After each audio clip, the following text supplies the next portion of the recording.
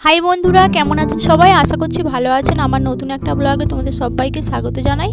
আজকের মঙ্গলবার বিকাল এখন 5টা। আমি আর বোন বসে পড়েছি সবজি কাটতে। কালকের আমাদের চণ্ডী মায়ের পূজা আছে, তো সেই জন্য কালকে রান্না হবে না, তাই আগের দিন রান্না করে রাখা। তো শুধু আমাদের বাড়িতে না, প্রত্যেকের বাড়িতেই কালকের রান্না হবে না, আগের দিন রান্না করে রাখতে হয়। আর এদিকে দেখো, বাড়িতে এখন হরিনাম দিতে এসছে। পূজার আগের দিন আমাদের এখানে প্রত্যেকের বাড়িতে হরিনাম দিতে হয়। আর এদিকে মা রান্না করছে। আর আজকের দেখো মায়ের পূজা, আর এখন সন্ধ্যা 6টা বাজে, আজকের বুধবার। আর দেখো মায়ের মন্দিরটি খুব সুন্দর করে সাজিয়েছে, আর কত ভিড় হয়েছে দেখো। তারপরে দেখো মায়ের দর্শন নিয়ে নিলাম, তো মাকে দেখো কত সুন্দর লাগছে। আমাদের মা খুবই জাগ্রত। মায়ের কাছে মন থেকে কেউ যদি কিছু চায়, মা তার মনস্কামনা ঠিক পূরণ করে। মা সবার মনস্কামনা পূরণ করে। তারপরে দেখো শুরু হয়ে গেছে মায়ের গণ্ডি। এখানে দেখো প্রচুর মানুষ গণ্ডি দিচ্ছে। বহু দূর দূর থেকে বহু ভক্তরা আসেন মায়ের পূজা দেখতে, এবং মায়ের কাছে যারা মানসিক করে তারা গণ্ডি দেয়, ধুনো পোড়ায়। তো দেখো এখানে প্রচুর মানুষ গণ্ডি দিচ্ছে। আর পেছনে দেখো হরিনামের দল হরিনাম করতে করতে আসছে। আর আমাদের এই পূজাটা 3 দিনে। প্রথম দিন হয় পূজা, আর দ্বিতীয় দিন সন্ধ্যাবেলা বাচ্চাদের নাচ গান হয়, রাতে যাত্রা, আর তারপরের দিন হয় গাজন।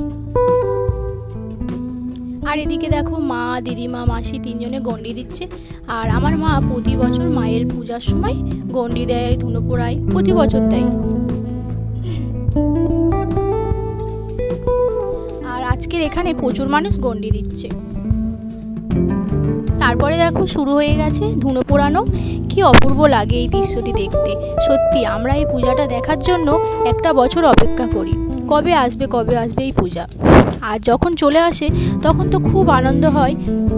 কি বলো তো, আসবেটা, যে কোনো জিনিস আসবেটা ভীষণই সুন্দর লাগে। যখন চলে যায় না, কি যে মন খারাপ হয় কি বলবো। তখন মনে হয় এত তাড়াতাড়ি পূজাটা এলো কেন, একটু দেরিতে আসলে খুব ভালো হতো।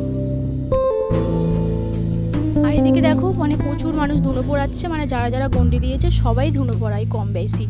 আর দেখো কি সুন্দর লাগছে দেখতে। আমার মাও ধুনো পোড়াচ্ছে, মা আছে ওদিকে, তো মাকে দেখতে পাইনি। কি সুন্দর লাগছে দেখো দেখতে। সত্যি আমাদের পূজার সবথেকে আকর্ষণ হচ্ছে এই ধুনো পোড়ানো। তারপরে দেখো ধুনো পোড়ানো হয়ে গেছে, আর তারপরে শুরু হয়েছে মায়ের অঞ্জলি। তো দেখো এখানে কত মানুষ অঞ্জলি দিচ্ছে, কি পরিমাণে লোক হয়েছে দেখো।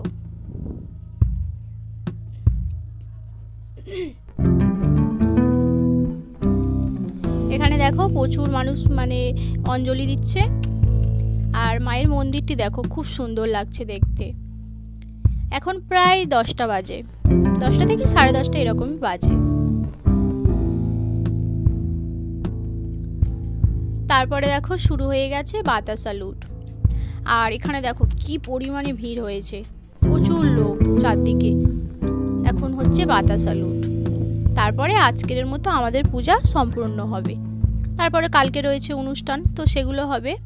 আর এদিকে দেখো মাসি, আমি, বোন 3 জনে এসেছি মায়ের পুজোর প্রসাদ নিতে। তো প্রচুর ভিড় ছিল, তাই একটু রাস্তার দিকে ঘুরতে এসেছি। আর এদিকে সবাইকে নিয়ে দেখো এখন এসেছি সালতি চড়তে।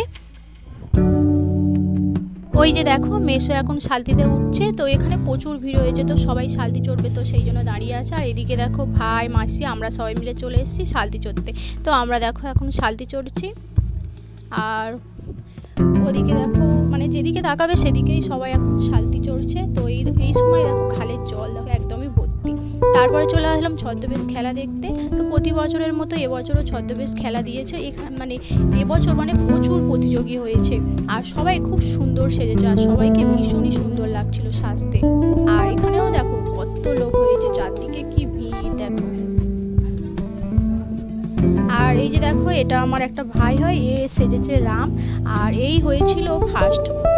আর আরেকটা বাচ্চা ছেলের ঠাকুর সেজেছে, কি আমি ঠিক জানি না, তো সে হয়েছিল সেকেন্ড। আর এটা কি সেজেছে ঠিক জানি না, তো পেছন দিয়ে ভিডিওটা নিচ্ছি আমি।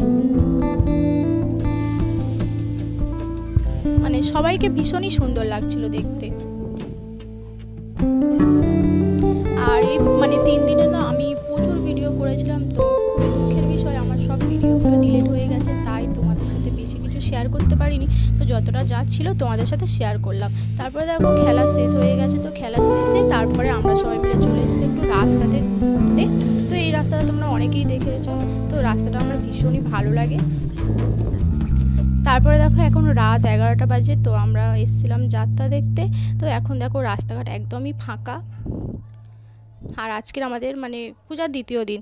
তো ভিডিওটা এখানেই শেষ করছি, দেখা হচ্ছে নতুন ভিডিওতে। টাটা সবাইকে।